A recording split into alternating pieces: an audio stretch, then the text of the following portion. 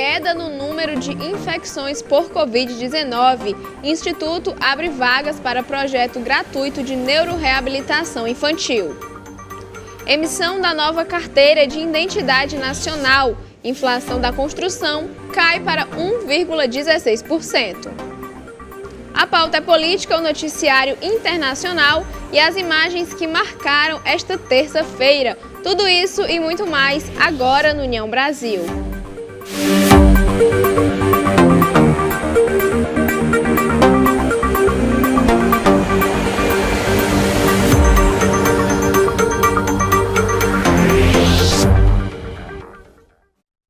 Olá, boa noite, eu sou Érica Prado e começa agora o União Brasil. As infecções por Covid-19 no Brasil caíram 29,9% em uma semana.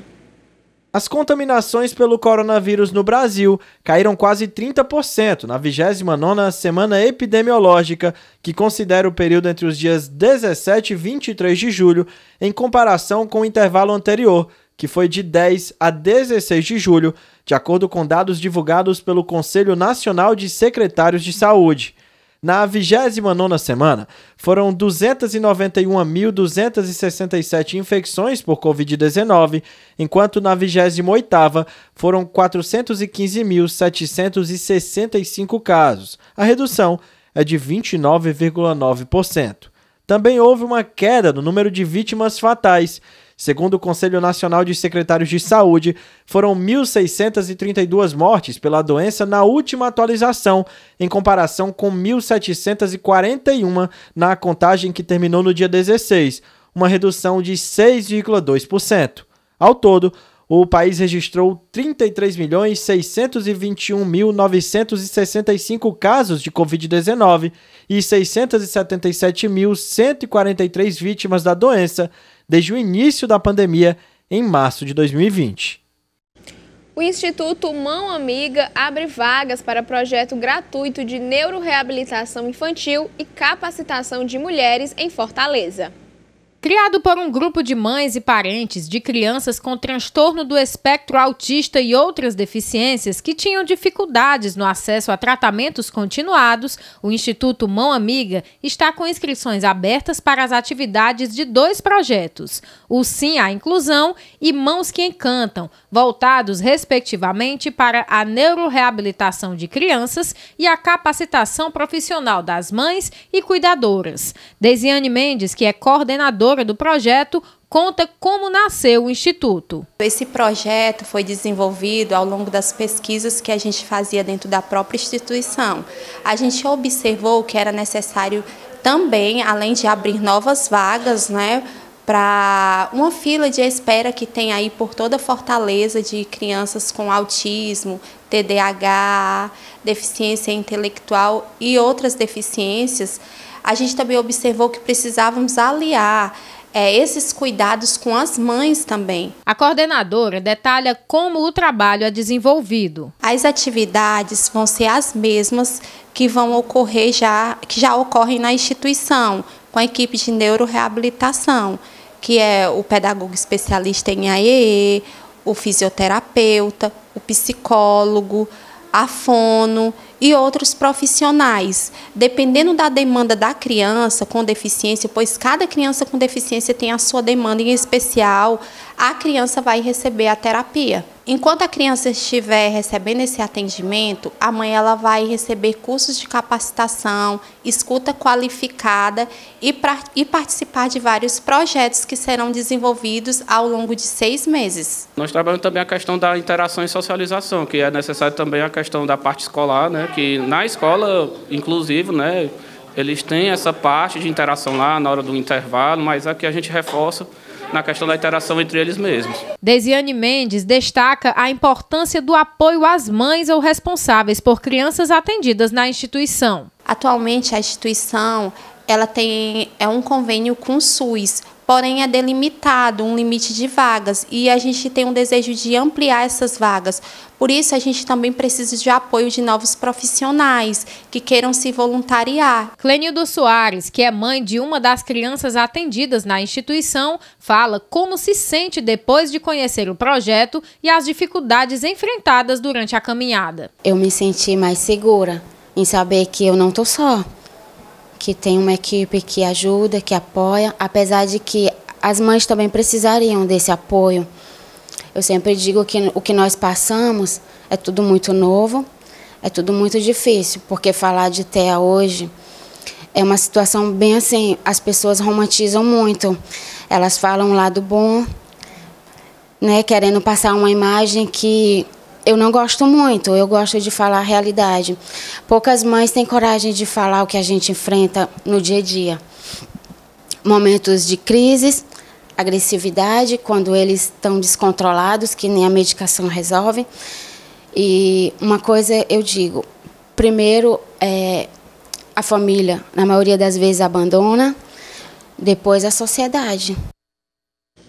E teve início a convocação dos candidatos que manifestaram interesse na lista de espera do Sistema de Seleção Unificada. Candidatos inscritos na lista de espera do Sistema de Seleção Unificada podem começar a ser convocados pelas universidades participantes do programa.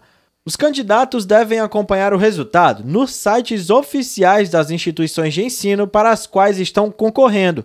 Caso selecionado, é preciso seguir os procedimentos indicados pela universidade para a realização da matrícula.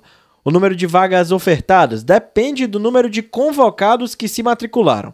As universidades fazem as chamadas conforme as desistências vão acontecendo, por isso, não existe um cronograma fechado nessa modalidade. O SISU é o sistema informatizado do MEC, no qual as instituições públicas de educação superior, sejam federais, estaduais ou municipais, oferecem vagas a serem disputadas por candidatos inscritos em cada edição da seleção. E no próximo bloco, a pauta é política e a emissão da nova carteira de identidade nacional.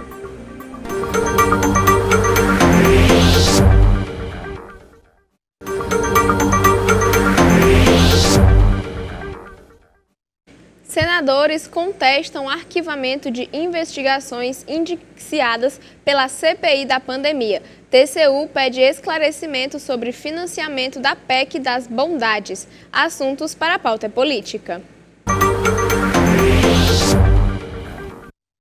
Senadores que integraram a CPI da pandemia contestaram nesta terça-feira o pedido da Procuradoria-Geral da República de arquivamentos de investigações contra o presidente Jair Bolsonaro, indicadas pelo colegiado. Eles apresentaram uma petição ao Supremo Tribunal Federal em que solicitam os ministros desconsiderem o pedido feito nesta segunda-feira pela PGR e promovam uma ação contra o presidente para apurar denúncias feitas pela CPI no relatório final, como as de emprego irregular de verbas para comprar remédios ineficazes no combate ao coronavírus. A área técnica do Tribunal de Contas da União pediu uma série de esclarecimentos ao Ministério da Economia sobre a PEC das bondades aprovada no dia 13 de julho pelo Congresso Nacional. O Ministério, chefiado por Paulo Guedes, terá o prazo de 15 dias a partir do recebimento do documento, que se dará após o julgamento em plenário ou despacho interno do relator Haroldo Cedras. O processo ainda não foi julgado e a área técnica pede que o Ministério da Economia encaminhe ao TCU todos os documentos emitidos pela pasta e que têm relação com as políticas públicas citadas no texto da PEC. A nova carteira de identidade nacional começou a ser emitida hoje. O documento não terá o número de registro geral, que deixará de existir. Começou nesta terça-feira a ser emitida a nova carteira de identidade nacional, documento que adotará o número de inscrição do cadastro de pessoas físicas como registro geral, único e válido para todo o país. O primeiro estado a emitir a carteira será o Rio Grande do Sul, em seguida virão Acre, Distrito Federal, Goiás, Minas e Paraná. Não há ainda previsão para os demais estados. A nova identidade vem com um QR Code que pode ser lido por qualquer dispositivo apropriado, como o smartphone, o que permitirá a validação eletrônica de sua autenticidade, bem como saber se ela foi furtada ou extraviada. Essa nova versão do documento de identificação servirá também como documento de viagem devido à inclusão de um código de padrão internacional chamado MRZ, que é o mesmo usado em passaportes. Até o momento, porém, o Brasil só tem acordos para o uso do documento de identidade nos postos imigratórios de países do Mercosul. Para as demais nações, o passaporte continua sendo obrigatório. O novo registro geral terá validade de 10 anos para pessoas com até 60 anos de idade. Para os maiores de 60 anos, o RG antigo continuará valendo por tempo indeterminado. Começa em agosto o prazo para declarar impostos sobre propriedade rural. Os proprietários de imóveis rurais devem apresentar a declaração do Imposto sobre a Propriedade Territorial Rural a partir de 15 de agosto, referente ao exercício de 2022. De acordo com a instrução normativa publicada pela Receita Federal no Diário Oficial da União de hoje, o prazo para a apresentação do documento termina em 30 de setembro. A obrigação de apresentar o documento vale para a pessoa física ou jurídica proprietária, titular do domínio útil ou possuidora de qualquer título. No caso de condôminos, a declaração deve ser apresentada por um de seus integrantes, quando o imóvel rural pertencer simultaneamente a mais de um contribuinte, em decorrência de contrato ou decisão judicial ou em função de doação recebida em comum. Quando o imóvel rural pertencer a mais de uma pessoa, o Imposto sobre a Propriedade Territorial Rural deverá ser apresentado por um de seus proprietários. Também deverão ser apresentadas as declarações de pessoas físicas ou jurídicas que entre 1º de janeiro de 2022 e a data da apresentação do Imposto sobre a Propriedade tenham perdido a posse do imóvel rural, em processo de desapropriação por necessidade ou utilidade pública ou por interesse social, inclusive para fins de reforma agrária. É também obrigatória a apresentação nos casos em que foi perdido o direito de propriedade pela transferência ou incorporação do imóvel rural, em decorrência de desapropriação por necessidade ou utilidade pública ou por interesse social. A instrução normativa descreve a documentação necessária a ser apresentada para o cálculo do valor do imposto.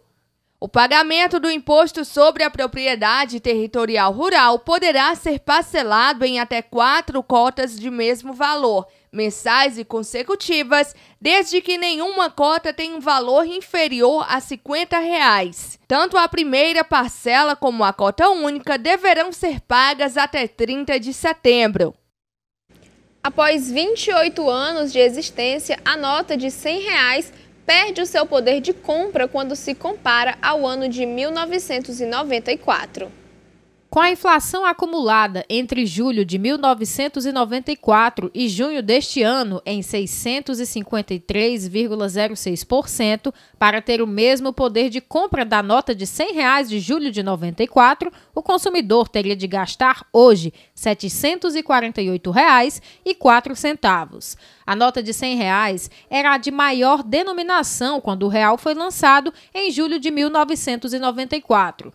O economista Ricardo Coimbra fala do processo inflacionário vivido até então. Se analisarmos a série histórica desde a implantação do Plano Real, observaremos que o processo inflacionário foi da ordem de mais de 650%.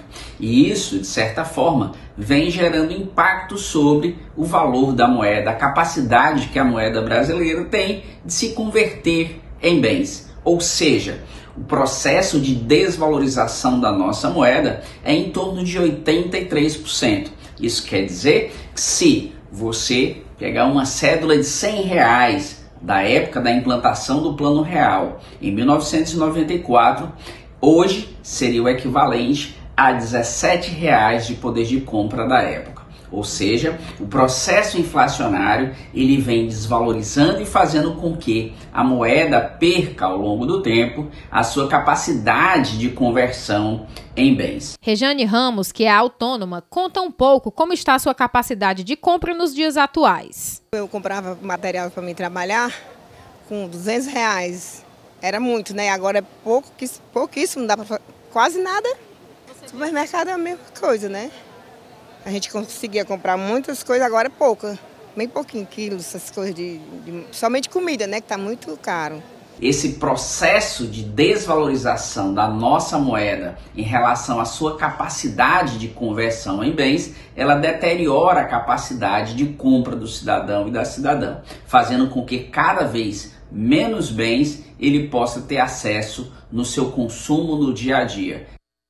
De acordo com cálculos realizados pela Fundação Getúlio Vargas, a inflação da construção cai para 1,16% em julho.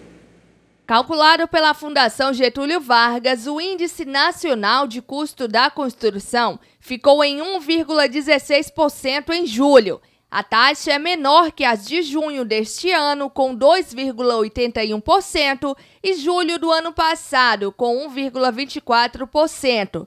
Com o resultado, o Índice Nacional de Custo da Construção acumula uma inflação de 8,44% pelo ano e de 11,66% em 12 meses. A inflação referente a materiais, equipamentos e serviços caiu de 1,40% em junho para 0,60% em julho. Já o índice da mão de obra variou de 4,37% em junho para 1,76% em julho.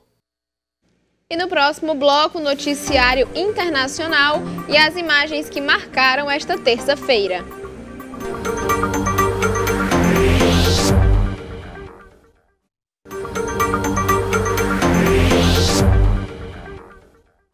Vamos conferir o noticiário internacional com as imagens da Euronews.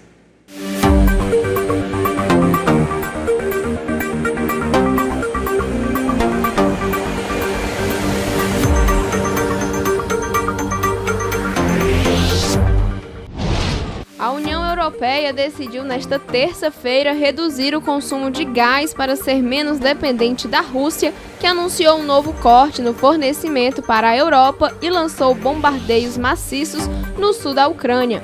Diante da ameaça de uma crise energética alimentada pelos cortes de gás russos, os ministros reunidos em Bruxelas concordaram com o plano de economia proposto na semana passada pela Comissão. Com um percentual de participação eleitoral muito baixo, cerca de 25,3% dos eleitores do país, a Tunísia aprovou em um referendo nesta segunda-feira uma nova constituição que expande muitos dos poderes de seu presidente, Kais Saied. A nova carta consagra em lei as medidas que começaram para centralizar o poder, com o enfraquecimento do parlamento e de outros controles em favor do chefe de Estado, que obteve para si a autoridade para formar um governo, nomear juízes e propor leis. O antigo primeiro-ministro da Irlanda do Norte morreu aos 77 anos. O Lord Trimble conduziu o partido unionista Ulster a um acordo histórico de partilha de poder entre unionistas republicanos, pondo fim a décadas de conflitos violentos, e foi vencedor do Prêmio Nobel da Paz em 1998, com o líder católico moderado John Hume, do Partido Social Democrata e Trabalhista. Vamos conferir agora as imagens que marcaram esta terça-feira. A Agência Nacional de Energia Elétrica decidiu hoje aplicar mais 2 revisões tarifárias extraordinárias para reduzir as tarifas das contas de luz. As revisões se aplicam aos consumidores atendidos pela Energisa nos estados de Mato Grosso e Mato Grosso do Sul, que terão respectivamente uma redução média de 1,38% e 1,3% nas tarifas. Os novos valores começam a valer a partir de amanhã. Com a presença de professores, especialistas nacionais e estrangeiros e da ministra digital de Taiwan, Audrey Tang a Semana da Inovação 2022, destinada a discutir melhorias no serviço público, está com inscrições abertas. Em formato híbrido, o encontro será entre 8 a 10 de agosto em Brasília, no Rio de Janeiro e Recife. Organizado pela Escola Nacional de Administração Pública, o evento, em sua 8ª edição, tem como tema Tempo de Criar. Neste ano, o encontro tem como objetivo debater o uso de novas tecnologias e de inovações em métodos de gestão para melhorar a execução das políticas públicas. Termina no próximo domingo a exposição de releituras de obras do artista brasileiro Cândido Portinari e produzidas por grafiteiros e outros artistas urbanos. A exposição está em cartaz desde o dia 16 em 55 espaços dos Centros Educacionais Unificados e das Fábricas de Cultura, localizados em regiões periféricas da Grande São Paulo. Fica por aqui o jornal desta terça-feira. Se você quer ver o seu assunto ou a sua sugestão no nosso jornal, tem várias formas de participar, seja pelo nosso Facebook, Instagram, WhatsApp, nosso canal do YouTube ou nosso e-mail jornalismo@redeunião.com.br. Sua sugestão pode estar aqui no União Brasil. Muito obrigada pela sua companhia, uma ótima noite e até amanhã. União Brasil, informação além da notícia.